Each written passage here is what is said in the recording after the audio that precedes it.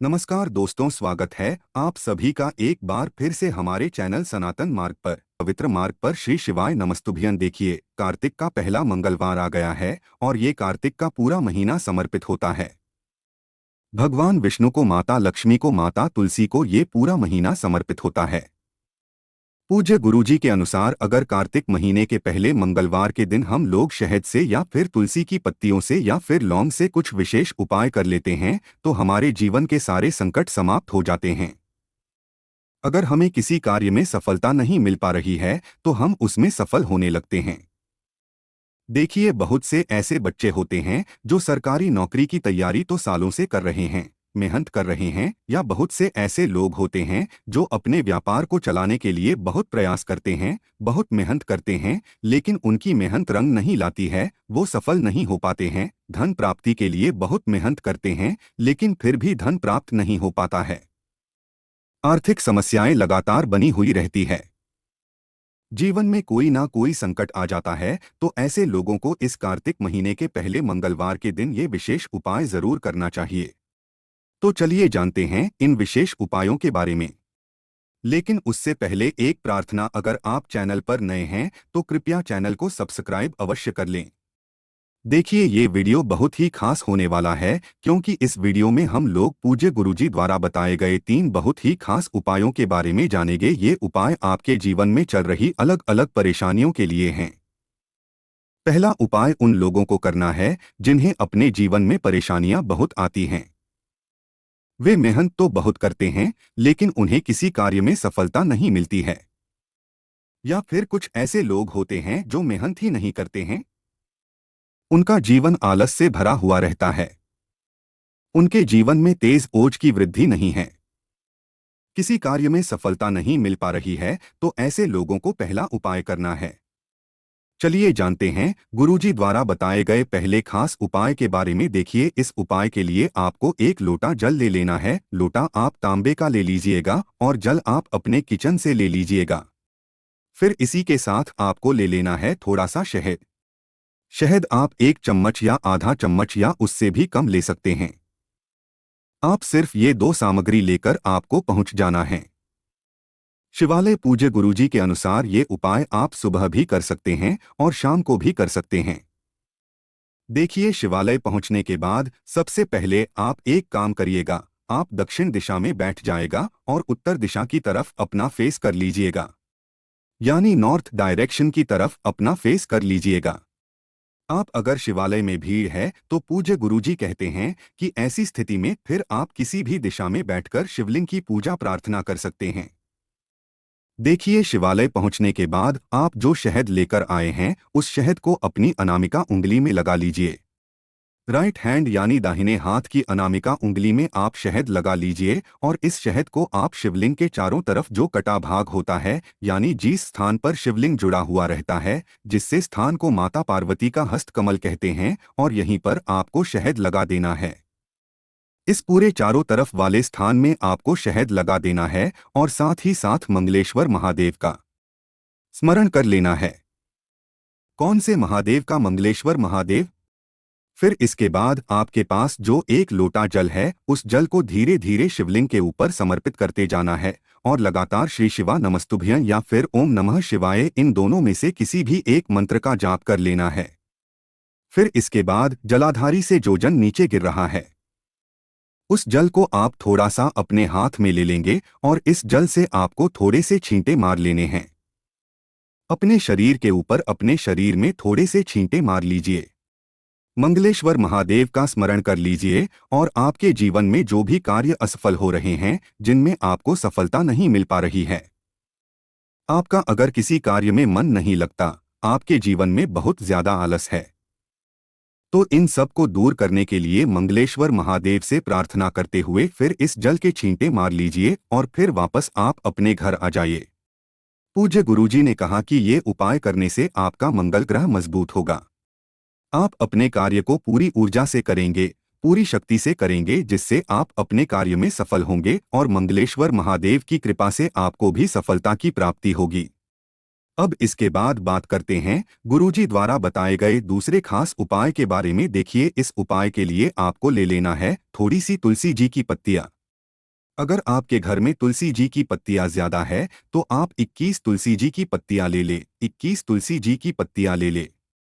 और अगर ज्यादा नहीं है तो फिर आप एक तुलसी जी की पत्ती भी ले सकते हैं। देखिए, अगर आपके पास तुलसी जी की पत्तियां ज्यादा है तो आप 21 तुलसी जी की पत्तियों को लेकर उनका माला बना लीजिए और ये माला आपको किसी भी हनुमान जी के मंदिर में लेकर पहुंच जाना है। अब देखिए, हनुमान जी के सामने बैठकर आपको सबसे पहले प्रभु श्री राम के नाम का स्मरण करना है। सियाराम या फिर सीताराम, सीताराम या फिर श्री राम, आप इनमें से किसी का भी यानी प्रभु श्री राम के किसी भी नाम का गुणगान करते हुए आप कम से कम 5 मिनट या 2 मिनट या 4 मिनट, जितनी देर भी आपके पास समय है उतनी देर श्री हनुमान जी के सामने बैठिए और प्रभु श्री राम का गुणगान करिए। उसके बाद ये जो तुलसी का माला आपने बनाया है, देखें इस तुलसी के माले को आप बनाइएगा कैसे। ये तुलसी जी की जो पत्तियां है इनको आप मौली के धागे यानी कलावा से बांध लीजिएगा और इस तुलसी की पत्तियों की माला बना लीजिएगा और ये माला आपको श्री हनुमान जी को समर्पित कर देना है, यानी श्री हनुमान जी के ऊपर चढ़ा देना है। अगर पुरुष इस उपाय को कर रहे हैं तो वो स्वयं हनुमान जी की मूर्ति में या हनुमान जी की प्रतिमा में चढ़ा सकते हैं, और अगर माताएं बहनें ये उपाय कर रही है तो वो पुजारी को दे दें और वो हनुमान जी के ऊपर इस माला को चढ़ा दें।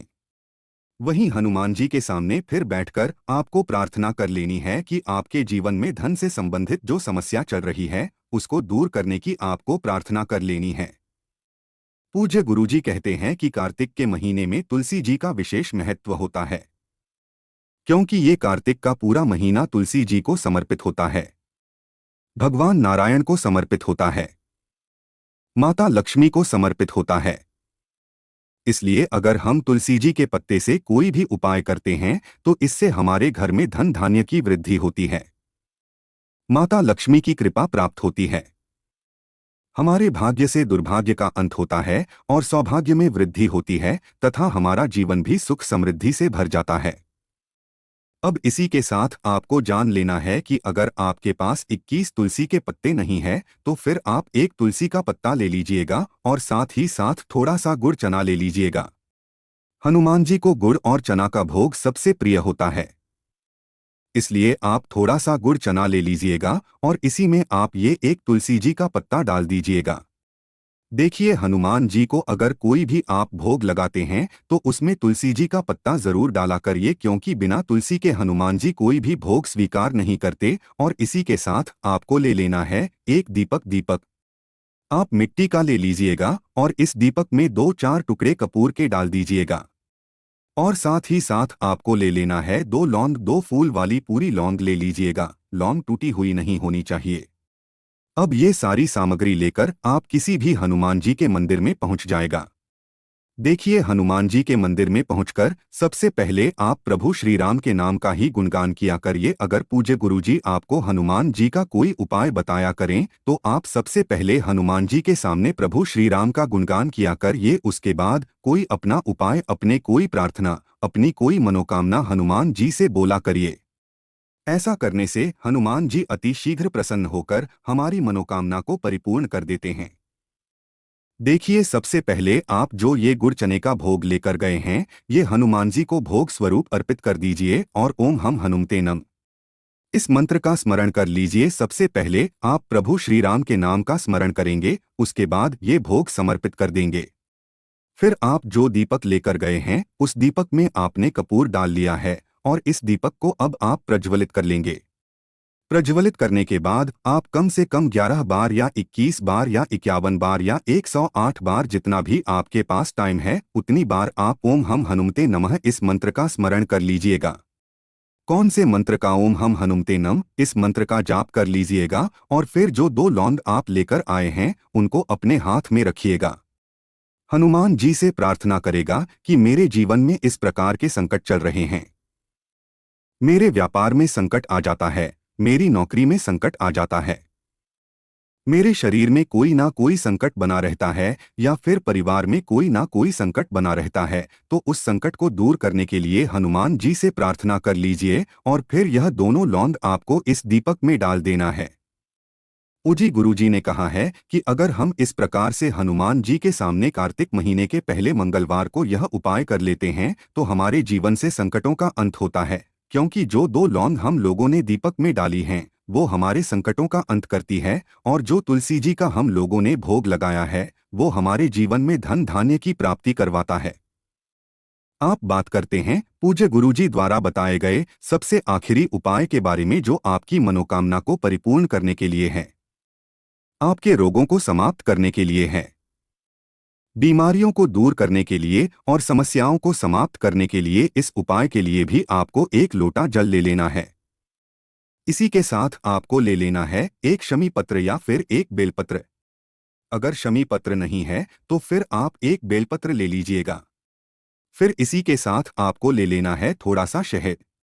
अब ये सारी सामग्री लेकर आपको पहुंच जाना है शिवालय पहुंचने के बाद आपके पास जो 1 लोटा जल है उस जल को सबसे पहले शिवलिंग के ऊपर धीरे धीरे समर्पित करते जाएंगे और मंगलेश्वर महादेव का स्मरण करते जाएंगे।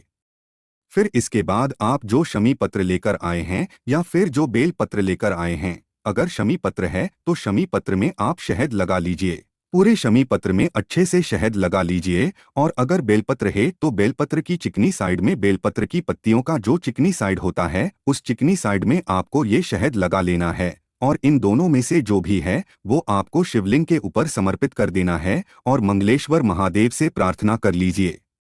पूज्य गुरुजी ने कहा कि अगर इस प्रकार से हम लोग ये शहद और बेल पत्र या फिर शमी पत्र वाला उपाय मंगलवार के दिन करते हैं तो हनुमान जी हमारे जीवन से सारे संकटों को, सारी समस्याओं को समाप्त करके सुख, समृद्धि तथा वैभव की प्राप्ति करवाते हैं। तो दोस्तों, ये थे पूज्य गुरुजी द्वारा बताए गए कुछ बहुत ही खास उपाय। अगर आपको जानकारी अच्छी लगी हो तो वीडियो लाइक करिएगा। मिलते हैं फिर एक नया वीडियो के साथ। श्री शिवाय नमस्तुभ्यं।